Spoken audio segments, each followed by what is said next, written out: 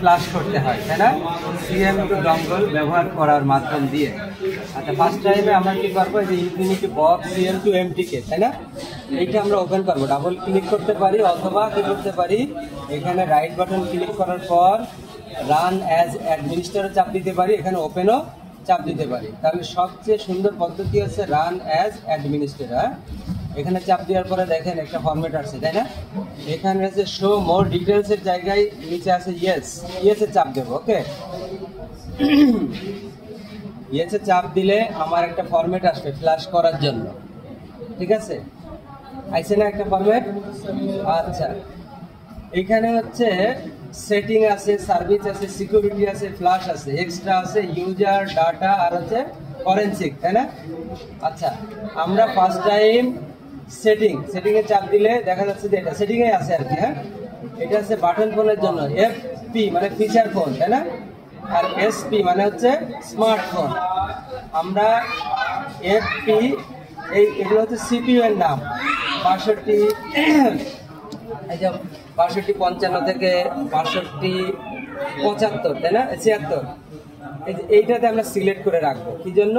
এটা হচ্ছে যেহেতু আমরা বাটন ফোন ফ্ল্যাশ করবো, মানে ফিচার ফোন ফ্ল্যাশ করবো, এফপি মানে হচ্ছে ফিচার ফোন মানে বাটন ফোন। ওকে, এইবার আমরা যেহেতু শুধু আগামী দিনে কম্পিটেন্ট হওয়ার জন্য শিখতেছি, আর যদি কিনা এমন হইতো যে না আমি আরো ডিটেলস শিখবো, তাহলে আমি আরো ডিটেলস দিয়ে শুরু করতাম, মানে বেসিক থেকে শুরু করতাম। আমরা এবার যদি ফ্ল্যাশ করতে চাই তাহলে ফ্ল্যাশে চাপ দেবো। কোথায়? এই ফ্ল্যাশে চাপ দেবো, দিছি না? আচ্ছা, ফ্ল্যাশে চাপ দেওয়ার পর দেখেন এখানে বিন নামে একটা ফাইল লেখা আছে। কি আছে? বিন। ওকে, আচ্ছা, এই বিনে চাপ দিলাম আমরা। চাপ দেওয়ার পরে কি আছে দেখেন তো, এটা কি একটা মার্লেক্স, তাই না? এটা হচ্ছে একটা ফাইল। হ্যাঁ, এই ফাইলটা এক চাপ দেওয়ার পরে দেখেন এখানে লোড হয়ে গেছে ফাইলটা, এটা ফাঁকা ছিল না, এই ফাইলটা লোড হয়ে গেছে, ঠিক আছে? আচ্ছা, এই ফাইলটা লোড হয়ে যাওয়ার পরে মনে করেন যে আমরা কি করবো, এটা ফ্ল্যাশ করতে হবে। ফ্ল্যাশের জন্য যদি এই ফ্ল্যাশে চাপ দিই, এই যে ফ্ল্যাশে চাপ দিলাম, এখানে লেখা আছে কি ওয়েট ফর ফোন, আর এখানে লেখা আছে যে বুট কি হচ্ছে স্টার, তাই না? আচ্ছা, অনেক সময় স্টার চাপ দিয়াও লাগে, অনেক সময় স্টার চাপ না দিলেও হয়। আমরা এই ফোনটা যদি ফ্ল্যাশ করতে চাই সেক্ষেত্রে এই যে অফ অবস্থায় ব্যাটারিটা খুলে আর একবার দেখলাম, স্টারে চাপ দিয়ে ধরবো। এবার ডাটা কেবলটা আমরা কি করবো, এটা কি করবো, এটা চাপ দিয়ে ধরে লাগাবো। দেখেন এই যে ফ্ল্যাশ দিচ্ছে না?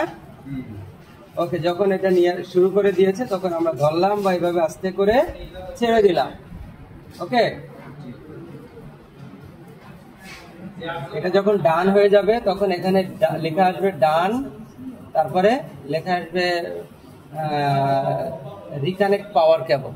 ওকে,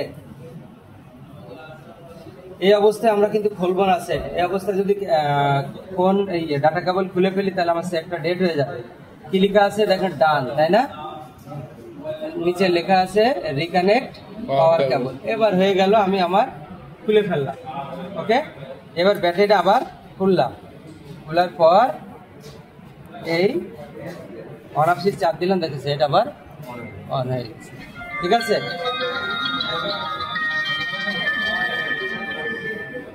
বুঝেছেন? লাগবে না, হ্যাঁ, ফুল ফ্ল্যাশ করা লাগবে না, যে লক